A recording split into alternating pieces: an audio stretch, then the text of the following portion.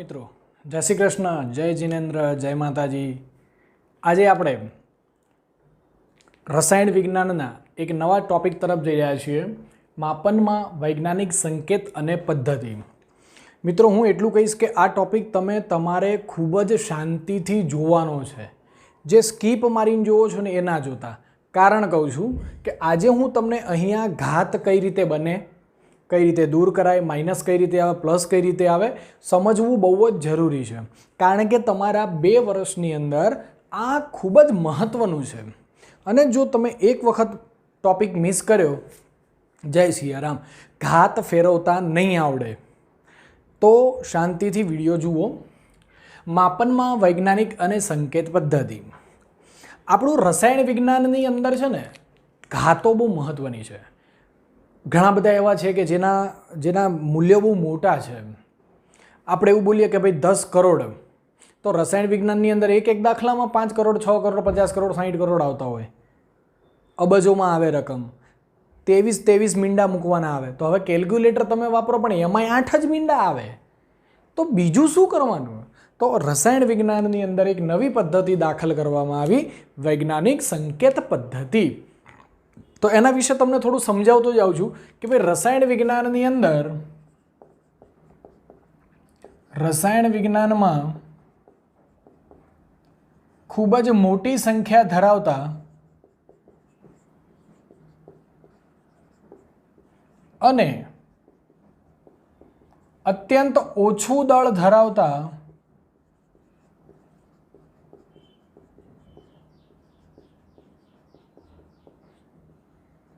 પરમાણુઓ તથા અણુઓનો અભ્યાસ આપણે જરૂરી બને છે। ફરીથી, રસાયણ વિજ્ઞાનમાં ખૂબ જ મોટી સંખ્યામાં અને અત્યંત ઓછું દળ ધરાવતા પરમાણુઓ તથા અણુઓનો અભ્યાસ કરવામાં આવે છે।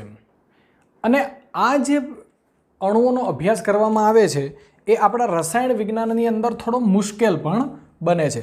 કઈ રીતે મુશ્કેલ બને સર? તો જુઓ, હવે તમે જોજો કે ભાઈ હું એમ કહી દઉં કે ભાઈ જનરલી 2 ગ્રામ હાઇડ્રોજન વાયુ લીધો મેં। શું લીધું મેં દીકરાઓ? 2 ગ્રામ હાઇડ્રોજન વાયુ લીધો। હવે આ વાયુની અંદર અણુઓ કેટલા હોય તમારે જોવા છે? 602, 200, 0 0 0 0 0 0 0 0 0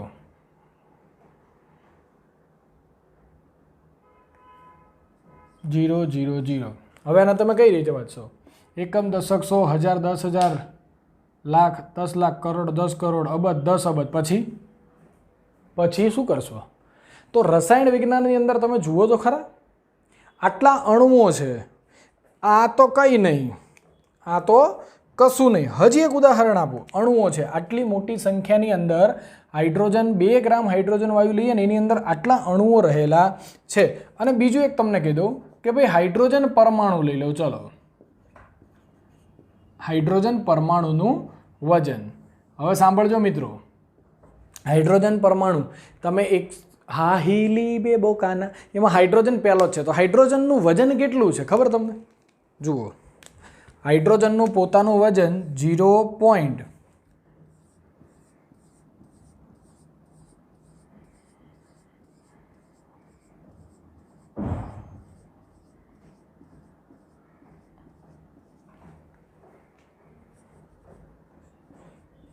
આટલું છે। હવે શું કરશો? અને આ કેલ્ક્યુલેટરમાં 8 જ આંકડા સામે ભાઈ, બાકી બધા ક્યાં? તો રસાયણ વિજ્ઞાનની અંદર આવા મોટા મોટા માપનો જે છે એને ટૂંકી એક સાદી અને સરળ પદ્ધતિથી દર્શાવવામાં આવે છે। આના જેવા બીજા પણ છે, અન્ય અચળાંકો હું તમને લખીને બતાવી દઉં। આવા હવે જે તમને લખું છું ને એ બધા તમારે કેમિસ્ટ્રી ભણશો ને એની અંદર આવશે, એટલે હું અત્યારે એના માપનના નામ લખતો નથી। પહેલું, પ્લાન્ક અચળાંક, આ તો તમારે ચેપ્ટર નંબર 2 ની અંદર જ આવી જશે, પ્લાન્ક અચળાંક। બીજું, પ્રકાશની ગતિ. મેં તમને ગઈ વખતે એક વખત પ્રકાશની ગતિ લખીને આપી હતી, યાદ હોય તો જરા મનમાં બોલી જજો. અને ત્રીજું છે કણો પરનો ભાર. આ ત્રણ વસ્તુઓ પણ ખૂબ જ મોટી અને ઘણી બધી પોઈન્ટ જેવી સંખ્યાઓ દર્શાવે છે. તો આ બધું દર્શાવવું કેવું છે દીકરાઓ? મુશ્કેલ છે. એટલે આપણા વિજ્ઞાનની અંદર આને ટૂંકા સ્વરૂપે દર્શાવવામાં આવે છે, સંકેત સ્વરૂપે દર્શાવવામાં આવે છે. કઈ રીતે બતાવાય? તો કે આ સમસ્યાનું નિરાકરણ કરવા માટે વૈજ્ઞાનિક સંકેત પદ્ધતિ વાપરવામાં આવે છે. કઈ પદ્ધતિ? વૈજ્ઞાનિક સંકેત પદ્ધતિનો ઉપયોગ કરવામાં આવે છે. n × 10⁻n આ પદ્ધતિનો સાદો ખ્યાલ થયો, જ્યાં સ્મોલ n જે છે એ ધન પણ હોઈ શકે અને ઋણ પણ હોઈ શકે, જ્યારે કેપિટલ N છે એ 1.000 થી માંડીને 9.999 સુધી ફર્યા કરે, બદલાયા કરે છે. એનું કોઈ ફિક્સ મૂલ્ય નહીં. પણ હા ઉપરનો જે n છે એ ધન કાં તો ઋણ હોઈ શકે છે. જો હવે તમને હું જે સમજાવું છું ને એ જ તમારે મગજમાં ધ્યાન રાખવાનું છે. આ બધું તો સમજ્યા, ગોખી નાખશો, લખી નાખશો તો આવડશે. હવેનો જે ટોપિક છે એ ગોખા છે નહીં, આમાં જ છે. બરાબર? ચલો, કઈ રીતે તો તમને એ પણ સમજાવું, એકાદ બે ઉદાહરણ લઈને સમજાવું છું. જુઓ, ધારો કે હું તમને એવું કહી દઉં ભાઈ 232.508 છે, આને ટૂંકા સ્વરૂપે દર્શાવો, એટલે કે વૈજ્ઞાનિક સંકેત પદ્ધતિ વડે દર્શાવો. તો વૈજ્ઞાનિક સંકેત પદ્ધતિમાં 1.0000 થી 9.999 સુધી હોવું જોઈએ.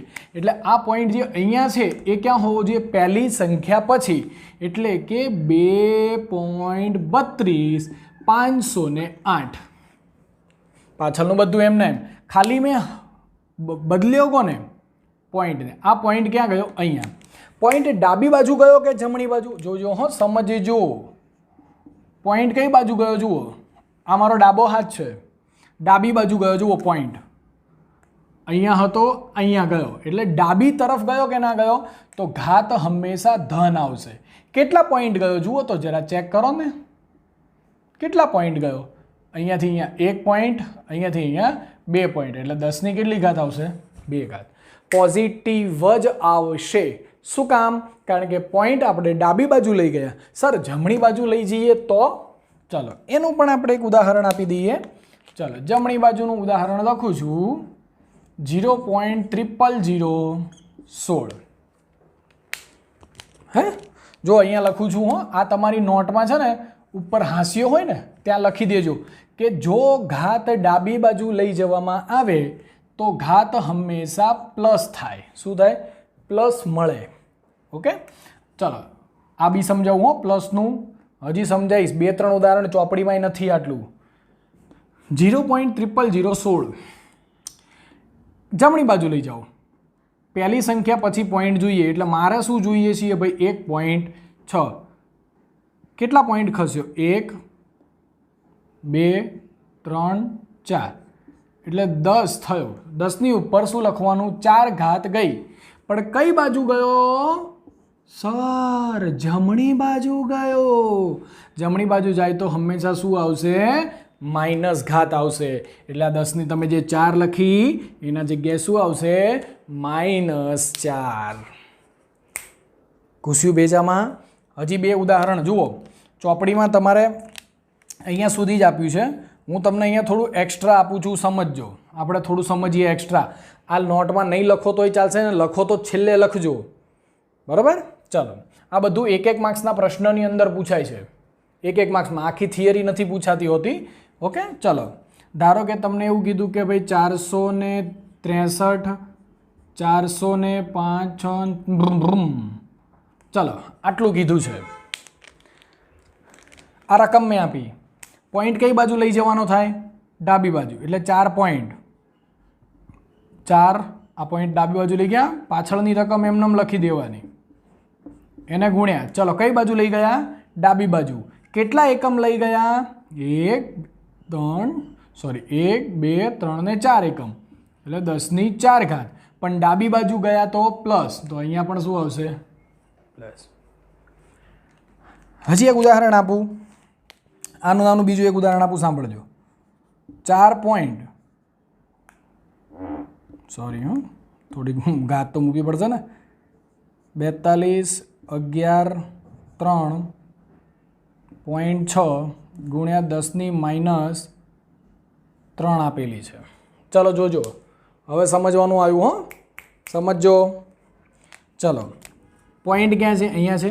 મારે ક્યાં જોઈએ? પહેલી સંખ્યા પછી 4.2 11 3 અને 6. સર અહીંયા તો 10ની ઘાત આપેલી જ છે, -3 તો ભલે આપેલી રહી, એને એમનેમ રહેવા દો. કેટલા પોઈન્ટ ખસે? 1 2 3 4 પોઈન્ટ. 4 પોઈન્ટ ખસે તો શું કરવાનું? +4. -3 અને +4 કેટલા આવે? કેટલા થાય? 10ની 1 જ ઘાત. બસ, તો આને આમનામ રહેવા દેવાનું. 1 ઘાત છે, તમે અહીંયા 42.11 પણ લખી શકાય. ઘાત કઈ રીતે ફેરવવાની છે ને એ જ સમજવાનું છે. ઓકે, ચલો હજી થોડાક ઉદાહરણ આપું છું. હવે પહેલાંના આપું, જમણી બાજુવાળાના. પહેલું ઉદાહરણ હતું, આ બીજું થયું, હવે ત્રીજું લખું છું. 0.00211 ગુણ્યા 10⁻⁴. ચલો, આવું તમને આપેલું છે. ઘાતે આપેલી છે સર? હા, તો બીને કા નહીં મામू, અપુન હે ના, દેખ લે રે બાબા. ક્યાં લઈ જવાનું? 2.11. તો લઈ જાઓ. ચલો 2.11. સર 10⁻⁴ તો હતી જ. હવે પોઈન્ટ અહીંયા છે, ક્યાં લઈ જવાનો? 1 2 અને 3 ઘાત. 3 સ્ટેપ આગળ લઈ જવાનું. જમણી બાજુ જાય તો શું આવે? માઇનસ. જોજો હો, -3. અમુક લોકો શું કરશે? -4 માંથી 3 કાઢી નાખશે. એ ભાઈ એવું નહીં. માઇનસ એટલે માઇનસ ઘાત હોય તો માઇનસ માઇનસ પ્લસ, એટલે 10⁻⁴ ને કેટલી થાય? 10⁻⁷ થઈ. સર પ્લસ હોય તો જો, હવે આ રીતે હોય તો શું થાય? જેમ કે 0.000667 ગુણ્યા 10⁻² ઘાત છે. કેટલી ઘાત છે? 10⁻² ઘાત છે. તો આમાં શું કરવાનું? તો જુઓ, કંઈ નહીં કરવાનું આપણે. સર શું કંઈ નહીં કરવાનું? 6.67 લખી દેવાનું ગુણ્યા 10⁻² ઘાત. સમજવાનું કઈ રીતે છે ને એ જ મગજમાં ફિટ કરજો. પોઈન્ટ પહેલી સંખ્યા પછી પોઈન્ટ મૂકી દીધો, 10⁻² હતી એની એ જ રહેવા દીધી. પોઈન્ટ કેટલા સ્ટેપ ખસ્યો ગણી લો? 1 2 3 4 પોઈન્ટ. કઈ બાજુ ગયા? સર તમારી જમણી બાજુ, તો અમારી તો ડાબી થાય. તારી જમણી બાજુ ગણવાનું. જમણી બાજુ જઈએ છીએ તો માઇનસ આવશે. ઓકે, શું આવશે? માઇનસ. તો અહીંયા માઇનસ ચિહ્ન મૂક્યું. કેટલા પોઈન્ટ ગયા? 1 2 3 4. 10⁻⁴. 2 - 4 એટલે કેટલી ઘાત આવે? 10⁻². ઓકે, ખ્યાલ આવશે? હજી આના ઉદાહરણ પણ હું તમને ગણાવીશ એટલે તમને વધારે ખ્યાલ આવશે. પણ મગજમાં ફિટ કરવાનું શું કે ડાબી બાજુ જઈએ તો પ્લસ ઘાત થાય, જમણી બાજુ જઈએ તો માઇનસ ઘાત આવે. પણ માઇનસ પ્લસ હોય ત્યારે ધ્યાન રાખવાનું.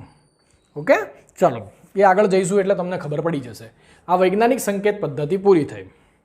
એટલે હજી આમાં એક ટોપિક છે. ચલો હવે તમને હું નાનપણની યાદોમાં લઈ જાઉં છું. સૌથી પહેલાં હું તમને શીખવાડીશ ગુણાકાર. જોજો હો સર, આ તો અમને આવડે. પછી આપણે શીખીશું ભાગાકાર, એની પછી આપણે શીખીશું સરવાળા, અને પછી આપણે શીખીશું ભાગાકાર. સર આ તો બધું જ અમને આવડે છે. એટલે એવું નહીં, થોડુંક ચિત્ર વિચિત્ર આવશે. ચાલો ગુણાકારની હું વાત કરું છું તો તમને ગુણાકાર કઈ રીતે થાય જોજો. તમને આવું કીધું છે 5.6 ગુણ્યા 10⁵ એનો ગુણાકાર કરો 6.9 ગુણ્યા 10⁸ જોડે. તો આપણે શું કરશું? સર 8 × 5 = 40, 10⁻40 ઘાત. એવું ના હોય, સમજવાનું છે એ જ.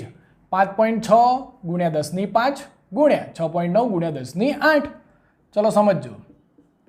5.6 ગુણ્યા 6.9 બંનેની અંદર જે સાદા એકમો છે એ બંનેનો ગુણાકાર કરો અને 10ની ઘાત છે એને બીજા કૌંસમાં લખો. જો વચ્ચે ગુણાકાર જ આવશે હો, કારણ કે ગુણાકાર રદ છે.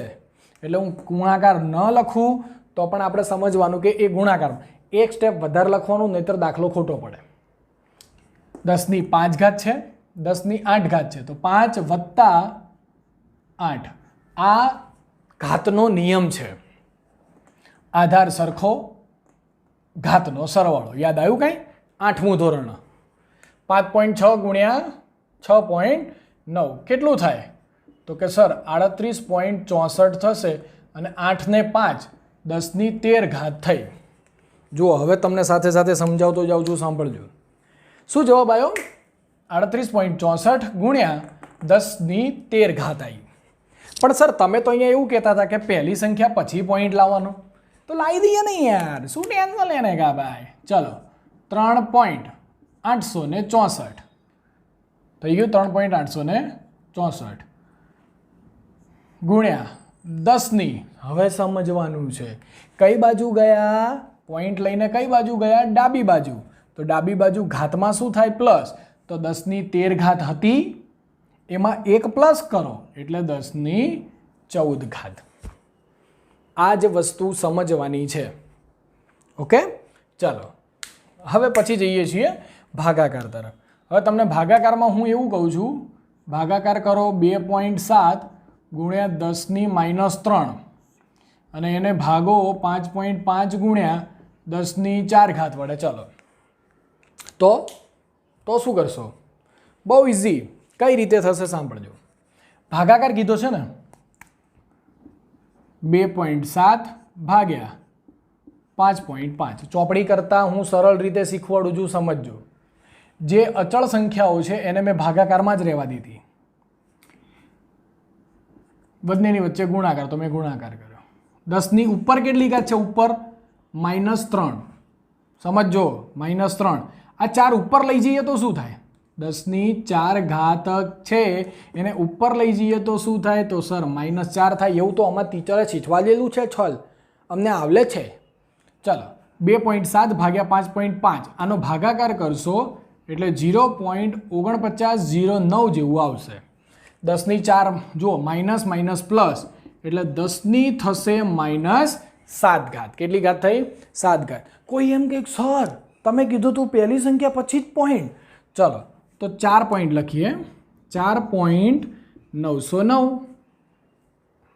4.909. એક પોઈન્ટ ક્યાં લઈ ગયા? જમણી બાજુ. જમણી બાજુ લઈ જઈએ તો માઇનસ થાય. જો ઘણા લોકો માઇનસ શું કરશે ખબર છે? એક ઓછો કરી દેવાનો, -6 થાય. નહીં, -7 તો હતા જ. જમણી બાજુ લઈ જઈએ તો એ માઇનસ થાય. એક પોઈન્ટ માઇનસ થાય એટલે -1, -7 ને -1 -8. આ ઘાતનો માયાજાળ છે ભાઈ, સમજવો બહુ જ જરૂરી છે. ચલો એની પછી છે આપણે સરવાળા. શું છે? સરવાળા. તો કે સર કચરો વાળો, એવું નહીં લા. ચલો સરવાળાની રકમ હું આપું છું 6.65 ગુણ્યા 10ની 4. એમાં સરવાળો કરો 8.95 ગુણ્યા 10ની 3 ઘાતનો. લો કરો સરવાળો કરો, હેડો. પણ સરવાળાની અંદર જુઓ, આની અંદર તમારે શું કરવાનું હતું? ઘાત બાદ તો ગુણાકારમાં હોય તો સરવાળો, ભાગાકારમાં હોય તો બાદ બાકી, ઊંધું થઈ જતું. પણ આની અંદર એક વસ્તુ ખાસ ધ્યાન રાખવાની છે કે સરવાળો કરો કે બાદ બાકી કરો ત્યારે બંને 10ની ઘાત જે છે એ સમાન હોવી જોઈએ. અહીંયા 1 ઘાત 4 છે, અહીંયા 1 ઘાત 3 છે, એવું ચાલે નહીં. તો આપણે શું કરવું પડશે? પહેલાં બંનેની ઘાત સરખી કરવી પડશે. સર એક પોઈન્ટનો જ ફરક છે ને, કાં તો આનામાં 1 ઘટાડો કરો, કાં તો આમાં 1 વધારો કરો. સમજો, આ 4 ઘાત છે, મારે 3 કરવી હોય તો શું કરવું પડે? 1 ઓછી કરવી પડે. તો ઓછી ક્યાં થાય? જમણી બાજુ પોઈન્ટ લઈ જઈએ ત્યારે. તો જમણી બાજુ લઈ જઈએ તો 66.5 થયું ને? હા કે ના? 3 ઘાત છે, એમાં 1 વધારો કરવો હોય તો ક્યાં લઈ જવો પડે? ડાબી બાજુ. હું તમને ઈચ્છા પડે એમ તમે કરી શકો. હું તો આવું જ કરીશ. 6.65 ગુણ્યા 10ની 4 ઘાત તો છે જ, વત્તા મારે પણ અહીંયા 10ની 4 ઘાત જોઈએ છીએ. તો 3 ઘાત છે, એમાંથી 4 ઘાત કરવી હોય તો મારે ડાબી બાજુ લઈ જવું પડશે.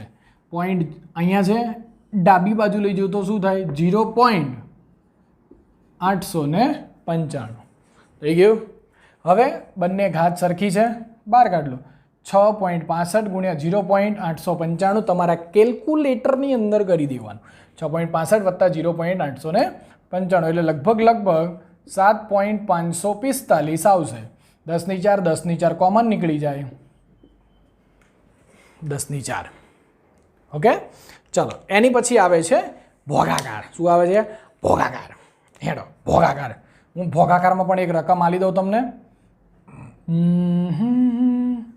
2.5 ગુણ્યા 10 - 2 છે, એમાંથી બાદ કરો 4.8 ગુણ્યા 10 - 3.